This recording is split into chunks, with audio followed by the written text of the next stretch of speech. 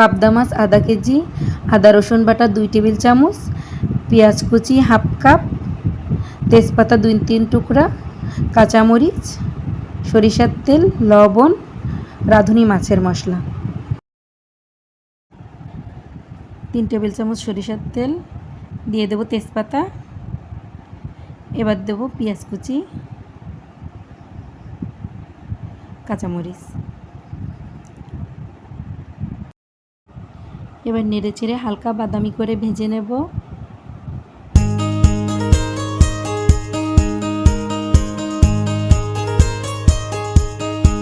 দিয়ে দেব 2 টেবিল চামচ আদা রসুন বাটা, 1 টেবিল চামচ মাছের মশলা।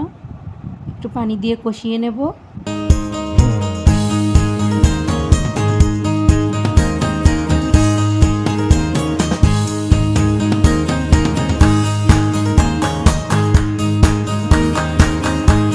কষানো হয়ে গেলে মেখে রাখা মাছগুলো এর ভিতরে দিয়ে দেব।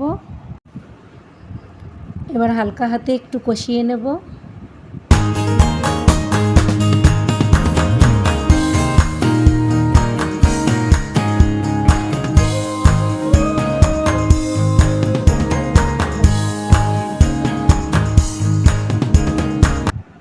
এবার দিয়ে দেব 1 কাপ পানি, নেড়ে চেড়ে মিশিয়ে নেব।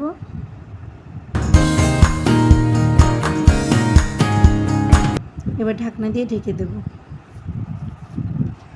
5 মিনিট রান্না করলে তৈরি হয়ে যাবে মজাদার পাবদা মাছের রেসিপি।